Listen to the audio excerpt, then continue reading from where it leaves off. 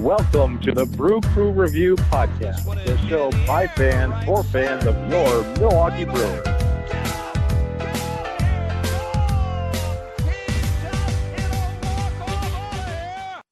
All right, Brewer fans, welcome to Brew Crew Review Podcast with Craig and Vince here, and we're bringing a special episode, our 2026 MLB Brewers season preview here. We're going to make some predictions around the league and, of course, within the franchise here. So, welcome, Vince. Gosh, Craig, how many years have we been doing this season prediction episode?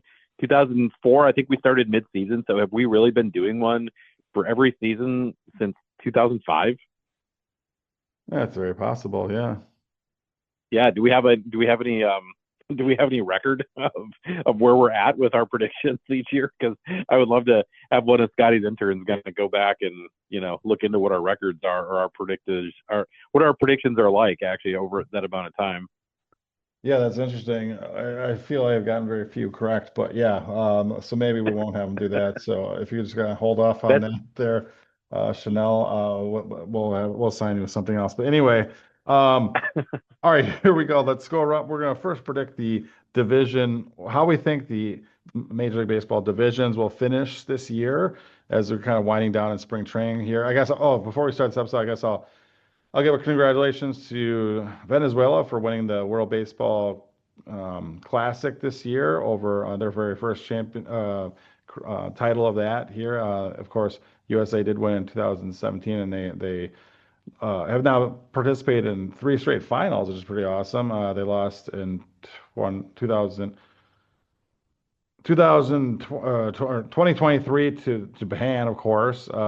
And there was none in 2020 because of the pandemic, and then 2017 was one before that, which they won. So anyway, but unfortunately, Venezuela, which was nicely represented by the Milwaukee Brewers. Actually, there was, am I correct, 3 Brewers on the team? Angel Zerpa, Jackson Chourio, and Contreras.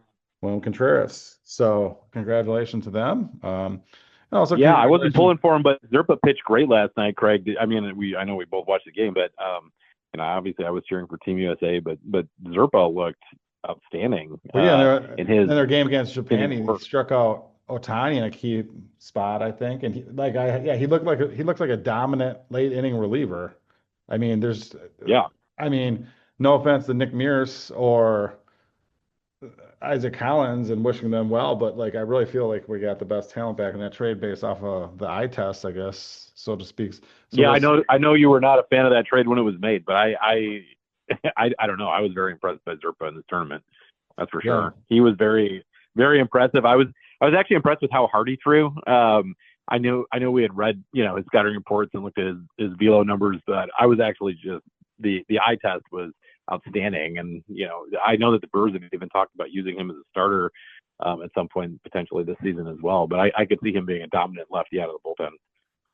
Yeah, and it wouldn't surprise me if we may need him in that capacity because we're dealing with some injuries here. I guess we should, before we get into all this, just quick update. It looks like Quinn Priester will probably be missing a little bit of time, possibly all of April, while he deals with injury. Hopefully Brandon Woodruff is ramped up here in time for slotting into opening day or our opening rotation to begin the season. Not necessarily opening day, but it looks like he may be delayed a little bit. And also, I know Logan Henderson is dealing with an injury. So again, we have this depth that we've built, and it looks like we're using it right out the bat. As if we rewind to exactly 1 year ago, we were in the same boat where we had a ton of injured pitchers going into the year, and that's somehow we were able to weather that storm. And I feel like we're well equipped to do so. Again, what are your thoughts on that, Vince? I think it's expected. That's part of the reason why you do build depth as an organization. That's one of the Brewers' mantras every year is to go out and get a quantity of arms. You try to make as many of them quality as possible. But there was, what year was it, 2022, where we had to start Jason Alexander like a double digit worth of times.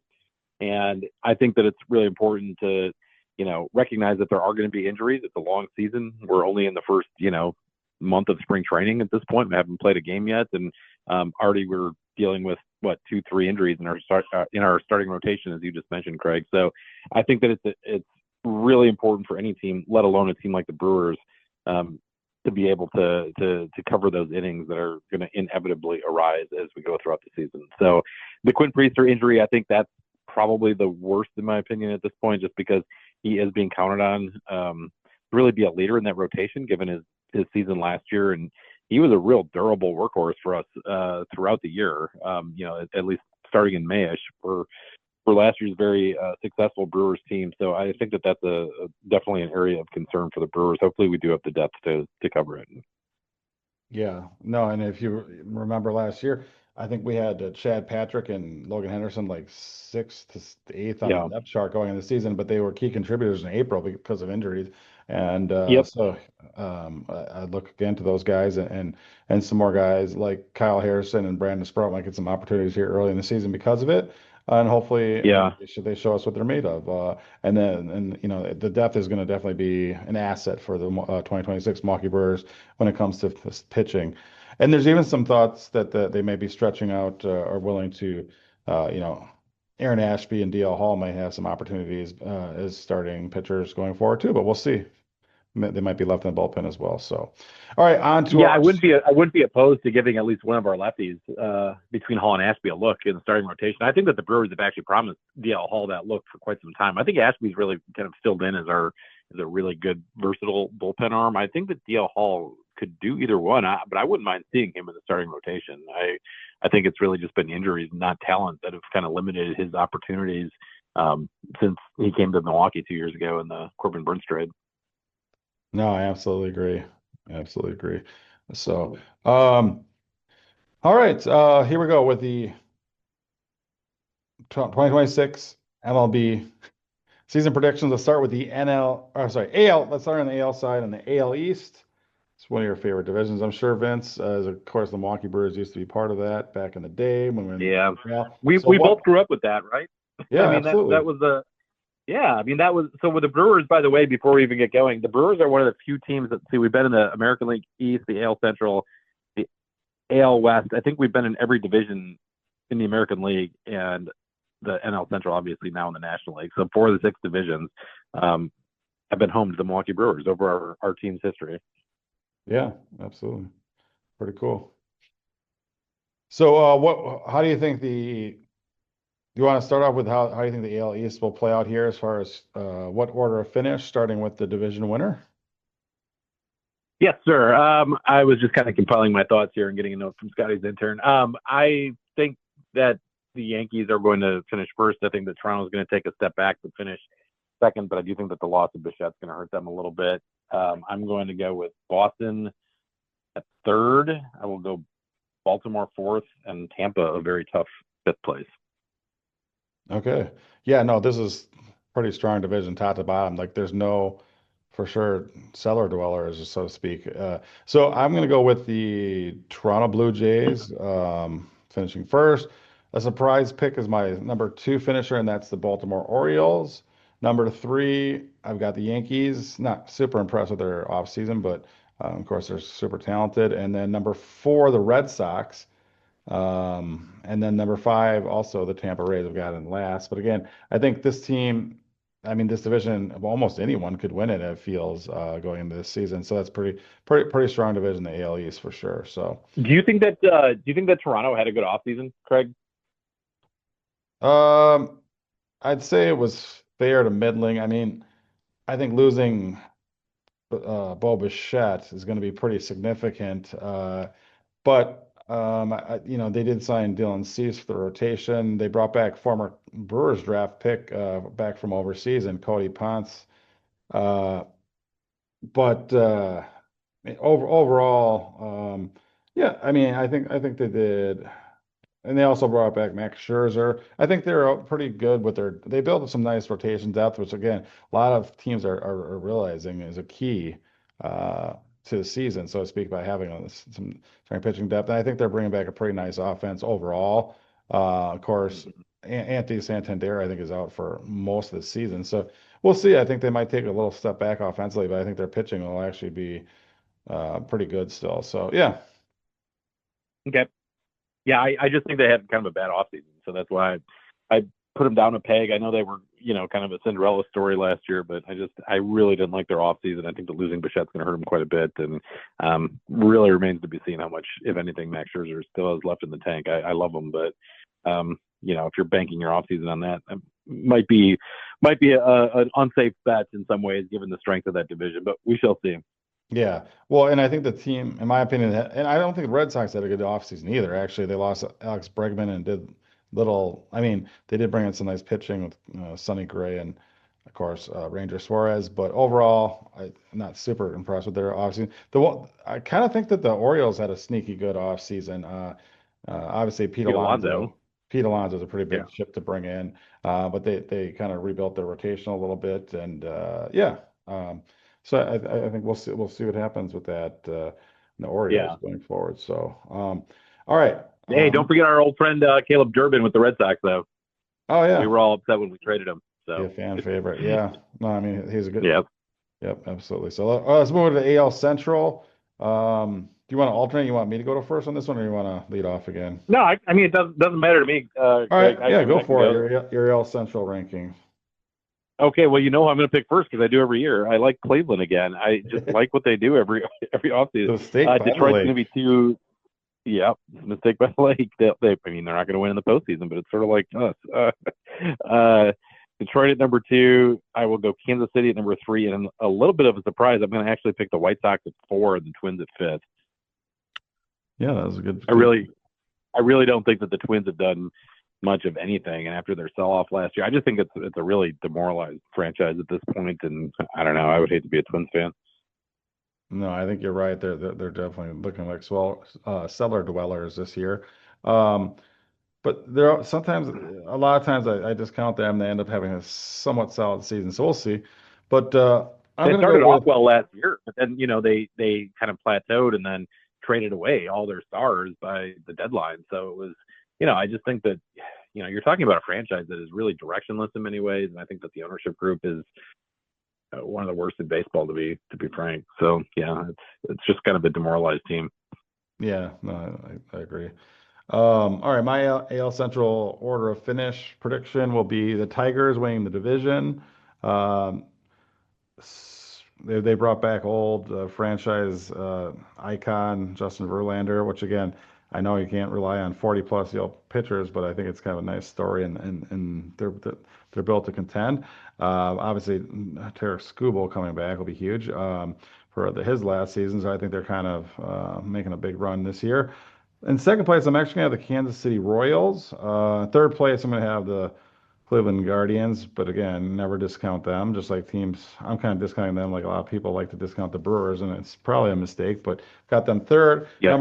Number four, I've got the White Sox who are kind of taking a step in the right direction, and number five, like we mentioned, the Minnesota Twins taking a step in the wrong direction. So I got them finishing last. So let's move on over to the AL West.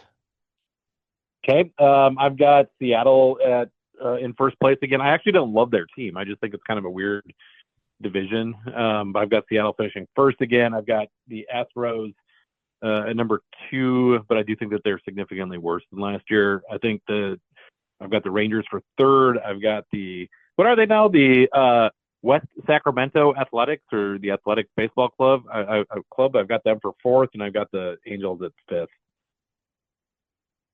Yeah, okay. And like I agree with your assessment that this has been a strong division for a number of years, but I feel like it's kind of weakening a little bit. I've got the Yeah. Mariners winning this division again. I think that they were on the doorstep of the World Series last year, and I think that they still are bringing back a pretty strong core. And they have probably one of the top three farm systems like us in baseball that they can use to either feed into or help improve via trade their team if need be as the season moves on. So I think the Mariners this is their time.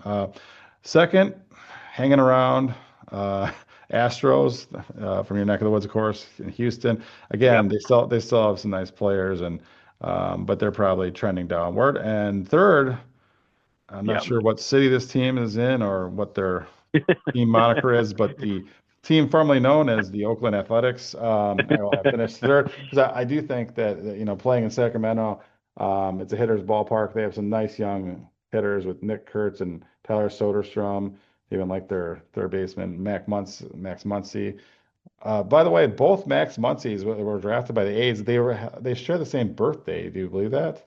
Something like Yeah, I 13 years saw that. apart. That It's is pretty crazy. weird. I know one of our colleagues on MLB.com reported that, and I saw that an article about that. That's pretty That, bizarre when you think that's about pretty crazy. the I odds think of that that happening. yeah, it's pretty crazy. But anyway, yeah. So the A's in third, fourth the Rangers, who they had a decent off season, but yeah, they brought in Brandon Nimmo. I'm not a huge fan of that, but yeah, I'll pick them fourth. Angels. Again, they have an owner. They're Oh, like the good opposite of the feeling. Brewers. They have an owner willing to spend money, but um, fortunately, a very poorly run organization. So it's kind of like the opposite of what the Brewers are. And so I'm glad we're in our shoes, and not theirs. But the Angels, Yeah, they have Mike Trout, and then yeah, just yeah. If you got Mike Trout and Shohei Ohtani in their prime years, and you can't finish, higher than fourth place, there's a problem there. And did you see that we're playing the A's in Vegas this June, or is it July, somewhere around there? no, I did not see They're that. actually, It's cool. yeah, they're playing in the minor league ballpark in Vegas for like one or two series, and it happens to be one of the series that the Brewers play against Oh, the artist interesting. formerly known as the Oakland A's. All Yeah, right, I'll book my tickets. Let's do this. you should, because the tickets are they're super expensive right now because it's a small ballpark and it's kind of a weird dynamic. So yeah, it's one of the hotter tickets right now in MLB. All right, never mind then. Sorry. And as I'm chastising her, Hey, I thought you got a bonus this year, man. There you go. yeah, Mark A is not the only cheap person in this town, but anyway. Yeah. Um, No, he's not. all right, let's That's move on to the Wisconsin. AL. Or no, we're done with the AL. Let's move on over the NL East. Yep. I have Atlanta winning the division, coming back. Although they're already dealing with some injuries, so I may regret that pick. Philadelphia at 2, the Mets at 3, Miami at 4, and Washington in the basement again. I could see the Nats actually overtaking the Marlins, but I'll keep it at 4-5 with Marlins Nationals. Yeah, I'm picking the Mets first, begrudgingly. They do have a nice new ace in Freddie Peralta. Number two, the Phillies. Again, they're like been such a really solid team, but they seem like they're about to age out, so to speak. They still have a nice core. But anyway, Phillies second. Third, I've got the Braves. Again, I think they're dealing with so many injuries right now that's gonna be hard to sustain that. Fourth, I've got the Marlins. I think could be a sneaky team on the upswing. And then the Nationals, who are several years away from their rebuild here, but I think are doing a pretty good job of the rebuild, unlike the Angels. But still last place this year for the Nationals. Yeah, yeah, I agree. Let's say the I NL think that the Central for Braves are going to be better than you think, though. I don't know what it is. I well, think they it's the always are. I injuries mean, they have last Ronald year. Acuna, so I mean, Yeah, there's that. they're solid team. Yeah, they're a good And not team, only and that, but Austin Riley is returning from injury and Matt Olson. So they have a nice set of hitters. It's just I don't think their top end pitching is that great. Obviously, Chris Sale is great, but he's also, Father Time will catch up to him at some point. And then outside of that, I think their rotation is kind of not awesome. Spencer Strider also, needs a rebound from a kind of an off season, which he could do, but again, that's a gamble. So yeah, no, I mean the Braves, they're always right there. They're always competitive, and they could honestly yeah, easily, like you picked, win the division if they can weather the injuries. So yeah, it's yeah. I interesting. know it was a weird year for them last year, finishing in fourth place. I think they only had 76 wins, something like that. Scotty's intern can look that up, but I actually am a believer in Spencer Schwellenbach. I like him quite a bit. I think that he adds a lot to that rotation, and I don't know. I see that there already are some injuries again that they're dealing with, so it's not as cut and dry as just having the talent, obviously, with a team like the Braves with that injury history. But I like Schwellenbach quite a bit.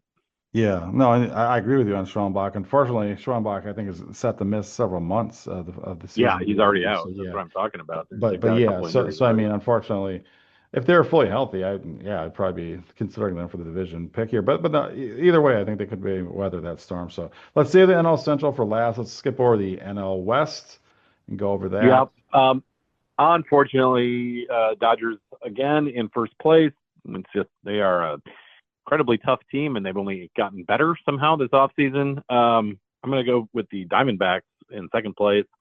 But the Padres in third, the Giants in fourth, and the lowly Colorado Rockies, who, unfortunately for them, and it's a beautiful ballpark, and it's just like that franchise is just, and they've got some good fans, but that franchise is just like so directionless. I don't see a rebuild happening at all. It's like they're not even restarting the process to be 5 years out or anything. It's just the same churn every single year, and like their biggest free agent signing in years has been Chris Bryant, who's played what, like a total of 3 games with them, in the last 4 seasons or something. I mean, it's just, yeah, I feel bad for the Rockies fans. That's all. The Rockies It's a beautiful ballpark.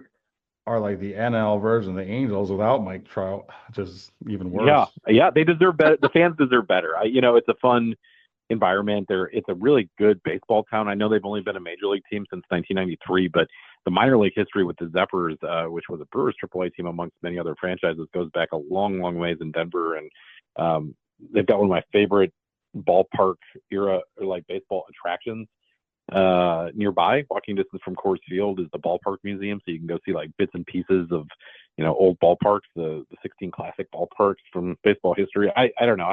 I think it's a great baseball town. I just feel bad for the fans. So it's probably enough Rockies talk. It's probably all we're going to talk about them this entire season, but I just feel bad for them.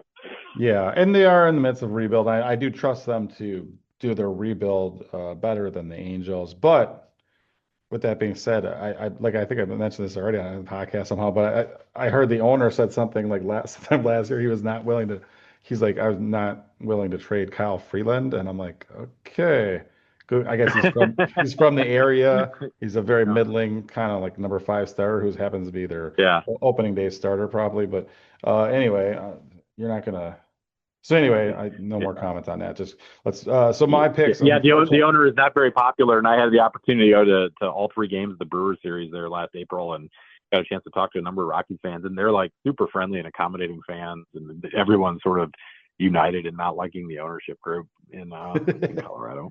Yeah. Anyways, Well, I think they have a nice farm system, so I think they'll be on the upswing soon, though. So, but okay, my picks for the NL West: Dodgers first place. I mean, okay, so they're weak. They've won back-to-back World Series, and their weakest parts were their bullpen and their corner outfield. And so, what do? They go out and sign the best closer available, and Edwin Diaz, and of course the best hitter, corner who happens to be a corner outfielder on the market, and Kyle Tucker, and they go back to work. And they also, by the way, are a well-run organization is on top of all that spending and have an awesome farm system too. So fortunately, they're going to be tough to deal with. And of course, having the best player of this generation, Shohei Ohtani, on their roster, getting deferred money does not, makes things nice for them as well. So let's just move on from that. Dodgers first place. Second place, I'm going to have a surprise pick here in the San Francisco Giants, kind of entering back into the fray. wow, Uh, wow, Third place, I've got the Arizona Diamondbacks. Fourth place, I've got the Padres. And wow, fifth place, I got the Rockies. wow, wow, wow. That's bold on the Giants. What makes you so bullish on San Francisco this year?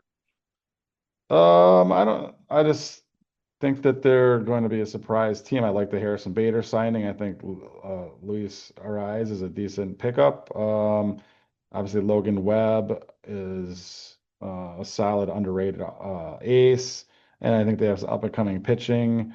Yeah, no, I just think that they're going to be a surprise team. Uh, so, Fair all enough. right, NL Central. Here's the big one. Yep. Lots of interesting All teams right. going in To different lead off, directions. Yep. yeah. To lead off, wait, you want to go in a different direction? Did you say No, no, I like said lots last? of teams in this division heading in different directions, possibly. Oh, yeah. Okay. Well, I didn't love our off season, to be frank. I think that we still need a power bat. I've said that many, many times. I'm not taking that back or retracting that. That being said, I do still think that we're the team to beat. So I'm going to pick your Milwaukee Brewers for a fourth straight division championship. In first place, I'll go with the Cubs for second place. Cincinnati at number 3. I will go St. Louis at 4 and Pittsburgh at 5. I could actually see the Pirates overtaking the Cardinals this year, but I'm still going to pick St. Louis 4, Pittsburgh 5. All right. My pick is the Milwaukee Brewers. In spite of a off season, we're doing a little bit of a reset here. I still feel like we're the best team in this division and we'll win the NL Central. Second place is a big shocker surprise. I'm picking these Pittsburgh Pirates to finish second. Finally, Wow, really? finally Ahead of take the Cubs? advantage of having Paul Skeens. They've got Bubba Chandler in the rotation. They have a Wow. underrated rotation. They did trade for Brandon Lau and also brought in Ryan O'Hearn. I think that they did a pretty decent offseason, and I think they're just going to surprise teams for whatever reason. So I'll go with them. That would be a 21 game jump though to the Cubs had 92 wins last year. Pittsburgh at 71. That'd be a hell of a jump. Yeah, because they'll have the Cubs in third, so they'll be right there with the Pirates maybe. But the Cubs in third, and then the fourth, I've got the Cincinnati Reds. So I think probably would have had flip flop with the Pirates had Hunter Green not just got injured for half the season. But fortunately for Yeah. them, they still have a nice, strong young rotation and some Yeah. strong hitters. And my sneaky pick for NL MVP is a dark horse candidate named Sal Stewart on the Reds, unfortunately. So I think that we'll see. And I think he's going to be this year's Nick Hurt, so to speak, and put up monster numbers. But we'll see. So with the Reds, who have a lot of talent both sides of the ball, but I think due to injuries and other things, they'll still finish fourth. But for all I know, they could win this division. So, but the one thing I'm the most assured of in this division is the St. Louis Cardinals. Not only will they not win the division, but they will finish dead last in the NL Central. They are on the midst of a very rare full rebuild build for the St. Louis Cardinals. And I don't think they're going to be super competitive this year, which is again something. Yeah, and they lost their two, I think best veteran talents with Nolan Arenado and Wilson Contreras this offseason too. I mean, they're clearly in rebuild mode. I don't know how bad it's going to get, but they lost Sonny Gray from the rotation. They had a number of losses. So yeah, you could certainly be right about that. Yeah. All right, so we've got our division winners all picked, and we a lot of our second place teams. But who are you going to go with your AL wild cards, Well, Vince? well, don't we need to get predictions from Craig and Scotty, or I'm sorry, from Chad and Scotty? We do. I'm waiting for a text from them with their predictions. Are If they they could not even on? just give me the Brewer win total, that'd be cool. But anyway, they've been dropping the ball on a lot of assignments, so to speak. Yeah. Okay. The Brewers win total. Well, last year we had 97 wins. I do think that we've gotten significantly younger in our starting rotation. It's going to be hard to match 97 wins. I'm going to remain optimistic in terms of us winning the division, but I'm going to say we'll win 93 games this year. That'll be my benchmark, 93. Okay, cool. Um, I'm going 92. Okay. Um, but wild cards for the AL. So let's see, what your division winners are the Oh Yankees. yeah, sorry. So we need three wild cards. I'm going to go with Toronto. Will win a wild card. Detroit's going to win a wild card, and I will say, I'm going to say Boston. Okay. Mine are the Orioles, Yankees, and Royals. And then your NL wild cards. Uh, Philly, the Mets, and Arizona. Okay. So again, only one team coming in NL Central. That's good. I've actually got the Phillies, the Giants, and the Pirates. This is going to look probably pretty Wow. bad at the end of the season, but I don't know, luckily, man. I'm not trying. I'm not laughing at you. I mean, you could just as easily be completely correct. But I see like two talented players in Pittsburgh and a lot of other guys that are not. But that's just yeah. me. Well, hopefully the interns that are helping us record the stats on this show are not with us in Yeah. October when this actually all comes to fruition, so no one will call me on it. But anyway, Yeah. so now your World Series matchup and then prediction. Um, Coming out of the American League, I will. I'm gonna weird. Yeah, weird. I'm gonna go with Seattle. I think that Okay. like I think that they've lost a little bit last year, but I just think they're very motivated. Um, and the Dodgers. I hate to say it. I just And think that your the winner? Dodgers. Okay. I mean, they just got better after winning two world championships. I just don't see how you can beat these guys right now.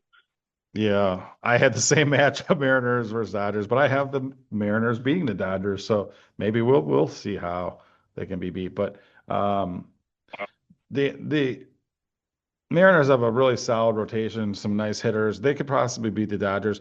One name, a dark horse name to watch, that could enter the fray at some point in the season, kind of like last year's Nolan McLean, who just, of course, pitched for USA in the World Baseball Championship, Yeah. is a prospect for the Mariners that could help as in the back of the rotation at the end of this year, and his name is Ryan Sloan. So watch out for him. And same thing on the Blue Jays side when Trey Savage kind of really helped them out of nowhere. And even if you go over to the Yeah. Yankees, Yeah. they had Cam Schlitter really help them out. Yep. So again, every once in a while there'll be like a dark horse rookie, and that's my pick here for the Mariners. Well, well, I'm sorry to interrupt, Craig, but I was going to say even a guy like Chad Patrick, for the Brewers. He was up and down. He spent most of the year in the minor leagues. He was with the team in April and part of May, but he came out and looked great the postseason. I think the majority of the time that he was out there. And if the Brewers would have advanced into the World Series, he would have been our game 3 starter probably. I mean, who Yeah. knows? But I'm just saying that he would have been an arm that we were definitely counting on at that stage in the season, given the guys who were injured and just sort of the way that things were lining up. So, anyways, No, I think he was the there's first certainly Milwaukee guys Brewer. that come out, and nobody would have said that Chad Patrick would have been in that position a year before it happened. No, and he was announced along with Mizraowski as the first two guys to claim spots in this year's rotation for sure, outside Yep. the injuries, of course. And so, no, he's going to be a Yep. big part of this year's rotation all the way. And like you said, I know that you're a big fan of his, and I think he's been Yeah. overachieving and is still underrated in my opinion. So, all right, moving over Yeah. to I'm a our big fan. yeah, our season prediction, rapid nine. Actually, the first inning was we kind of stole that already, but I had it as our first inning was our Brewers win total. Let's quick go over that again. I think you picked 93, I picked 92, correct? Yep. Yep. Hopefully that's enough to win the NL Central. And then, okay, let's go into the second inning here. Who's your biggest Brewer breakout of 2026? Can you define what breakout means? Is it somebody that hasn't done it yet, or is it somebody that takes another Someone step that up makes in their game? a big leap like Okay. a big leap in stats, I guess, so to speak. Okay. He's already right there. But I think that Bryce Strang takes another colossal leap this year. I just think that this guy is so good. I think that he is going to be in the top 3 second basemen in all baseball.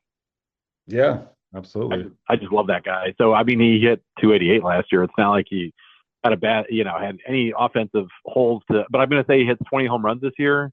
I'm going to say he's a 2020 guy. And just to be a little different for somebody that didn't quite get to this level, I'm going to say that Churio's a 30-30 guy this year. Nice. And with that said, I actually think Bryce Strang has the ability to be a 30-30 guy. I think he has unlocked power.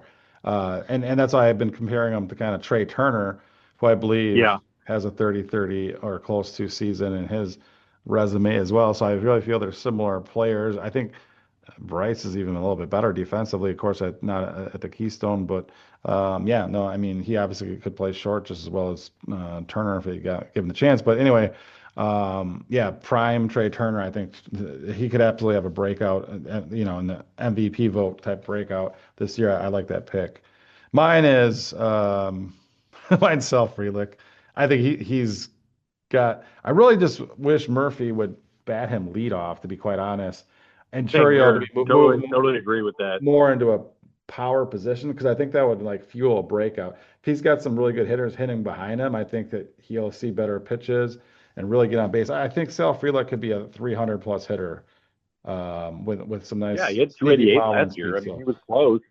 And you were right on him last year too, Craig. I have to point that out because you had called that Sal Frelick would hit double-digit home runs. I think when we taped this episode last year, and I kind of poo-pooed that just because I didn't view Sal as a power hitter whatsoever. It's not like his leading quality and it's still not. But the no, guy did end up with 12 home runs last year, and so you were right that he did take a leap forward with bombs, and I 100% agree that he should be the Brewers' leadoff hitter. He just is like the perfect prototype for a leadoff hitter, in my opinion. I don't understand why it's even a debate. I think as he enters his prime here, he could be a 300 hitter with 15 homer, 30 steal power with unbelievable defense. So that's like an Yeah. all-star level player. So that's my Yep. breakout pick here in the second inning. Third inning, let's move on Yep. to biggest disappointment for Uh, That's tough. I hate to predict something like that, to be honest. But biggest disappointment, I'm gonna go with. Oh, I hate to say this. I'm gonna go with Brandon Woodruff. I hope I'm wrong. I just All think, right. Without too much detail, I'm just going to go with Christian Yelich. I hope I'm wrong as well. yeah, All right. Let's hate go that to question. unsung hero. Unsung hero for 2026. Unsung hero, Jake Bowers. I don't think anyone picked Isaac Collins last year, but he probably won that award. Yeah, he did. He I'm gonna definitely go did. with and I like the Jake Powers pick. Like again, the Brewers really love that guy.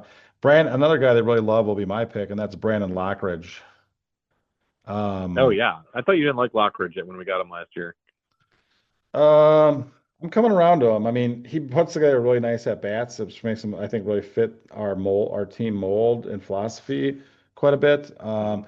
And again, part of this is that I think that if Garrett Mitchell has any type of stumbling or injury or anything like that he's right there to kind of take advantage of an opportunity type of thing. And that's why I'm calling him an unsung hero, similar to like Isaac Collins last year. So we'll see. I You know, will say that our friend of the show, Vikram, did text me very excitedly yesterday or 2 days ago, whenever it was that the Brewers put up 20 plus runs against the Dodgers in spring training, and he texted oh, me and he said, 24, yeah. "Yeah, 24 runs." He texted me and said, "Buddy, Lockridge is going to hit 70 home runs this season. Book it." He did Vikram have got a a big little game there. excited. I asked what his career numbers were, and I didn't get a response. But we'll get that information, I'm sure, at Yep, some yep. point. Vikram gets a little excited, but I do appreciate the insights. And hey, he's been right before on some things. This is a guy that called a Seth McClung home run against Randy Johnson one game that we were at in person together. So you never know. Wow, nice. All right. I think we're on like the fifth inning. Let's do our bullpen surprise. Every year, the Brewers seem to have some reliever come out of nowhere that really steps up.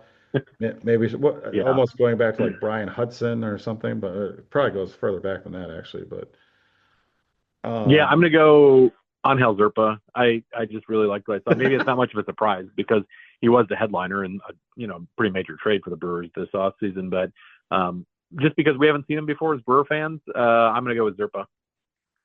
and that was my pick as well. And sometimes when I have the same pick as you, I change mine, but this time I'm not going to because I think after Yeah, seeing him, like he looks like a dominant back end bullpen arm, whether closer, setup guy, whatever. He probably will even not even be used in that capacity uh, yet, but wherever he's used, he's going to be dominant, I believe. So yeah, he's my pick yeah. for bullpen surprise too. So moving on to the sixth inning, I believe. All right, who's our minor league player of the year? Um, that's a great. Let's go with another World Baseball Classic hero, Andrew Fisher. I like him. I hope I didn't steal your pick again, but I think I probably just did. That's fine. That is my pick. I'm huge on him after seeing him also. But Yeah. also obviously I think I mean, you could Hayes. go Jesus Mate, you could go Luis Pena, There's a lot of guys to go you with. could go a Cooper lot of different Pratt directions. I mean, Jet Williams. We got Brandon Sprout. I mean, there's Yeah, I'm a big Brock Wilken believer. There's guys that you could definitely be we having have, big in case you didn't hear, we have seasons the this number year. one farm system in baseball. So there's a whole bevy of guys to pick from. I'll go with Hayes I Madi, like Blake Burke better than you do too. By the way, I like Blake Burke a lot better than you do. and I like Eric Bitante probably better than you do. But yeah, no, absolutely. Another my sleeper pick is actually Josh Amshevsky, so keep an eye on that guy. But Yeah, anyway, the good pick. I'll for my official pick then. You'll go with Andrew Fisher. I will go Jesus Mate by saying he will be this time next year. He will be ranked as the number one prospect in baseball. So that's a pretty That's big awesome. thing. Yeah. Yep, So all right, yep, moving on. I believe we're into the seventh inning, and we're going yep. finally with our hitter of the year, or player of I should say player of the year. We'll do pitcher of the year. Our team MVP. Is that what you're Yeah, asking? team MVP. Well, let's do pitcher of the year first. Pitcher of the year first, then. Okay. Okay. All right. Fine. Pitcher of the year. I am going to go with Jacob Mizorowski. I think he's really going to step it up this year. I'm very excited to watch a full season of the Miz as he continues to grow and develop and learn as a player and as a person and all that stuff that makes you a better major leaguer. Absolutely, great pick. And the reason I think that's also my pick, the Miz for our pitcher of the year. And now we go with team MVP here in the eighth inning. Jackson Churio for me. I think he's really going to step up and be a 30-30 guy, which he could have been maybe last season if it wasn't for missing that month with an injury. And, last year it was only his second season, as Brewer fans know, but this, is a guy who still is going into his age 22 season. He's still super young, but I see a guy who's got, a ton of talent. He didn't actually look good in last night's WBC game, but that's a very small sample size, obviously. But I'm very excited to see what Jackson Churio is going to do for Milwaukee Brewers in 2026. Okay. And you're good. So my Thunder is in the late innings of this rapid nine. But anyway, I'm going to stick with my Jackson Churio pick as well. I just think he like you predicted. I think he gets close to a 30-30 season and steps up and just again, we forget he's only 22 years old. It's ridiculous. So what he's Did already you know, Craig? The interns are. I'm sorry. Go ahead. Go ahead. no, I said what he's accomplished already between his first couple seasons in the league. Like again, we're expecting the moon already, but I think he's about ready to give it to us. We'll see. Did you know that with Jackson Churio's first two seasons in the major leagues, that he had within 3 hits of each other, both seasons, 145 to 148. He had the same number of triples, 4, the same number of home runs, 21, one off in RBIs, 79 to 78, one off in stolen bases, 22, 21, caught stealing, 7 and 7. I mean, his batting average was within 5 points, and his strikeouts were exactly 121 both seasons. He's like the model of consistency. It's pretty remarkable. Until this year when he muchly improves on all those numbers. But no, the Yeah. consistency, the consistency reminds me of a little guy named Henry Aaron. But there was also, I forgot who it was. There was some hitter in the major. I think he was like on the A's or something, and he hit like 247 for like 5 straight seasons, like exactly Well, 247. Like he was close to it the next season, and then he didn't quite get it or something, and the fans were all upset, what crushed. about was it Chris Davis? I mean, he had 247. He was a Brewer. He hit 247, and I've got the notes from the interns. Chris Davis, former Milwaukee Brewer, between the Brewers and the A's, he hit 247 on the dot in 2015, 2016, 2017, and 2018. 4 years in a row, he hit exactly 247. That's who it was, and that's someone who we didn't even interview, but we saw quite a bit as we did our Yeah, minor league interviews back in the mid 2000s, if that's what you can even call it. But yeah. yeah, no, absolutely. I think you're right. It's Chris Davis is what I'm thinking of. And then what was the season he missed? Wasn't it like around 250 too?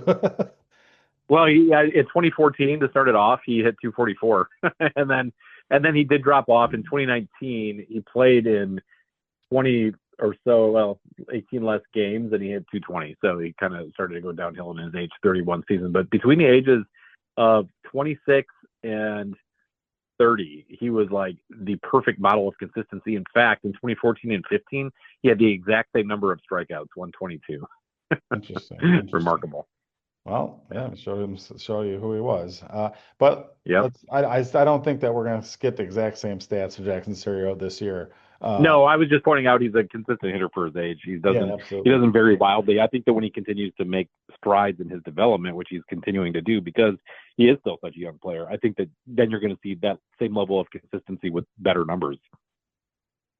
All right, so here's our ninth inning, and this is a doozy.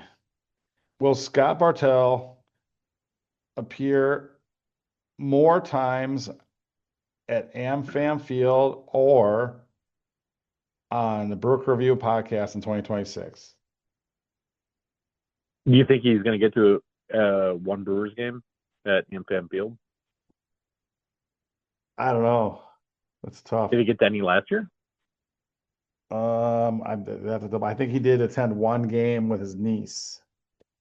Okay, well then I'll say he'll attend one game. He doesn't like to go to games anymore, and he will not be on our podcast, unfortunately. I just seems like I think.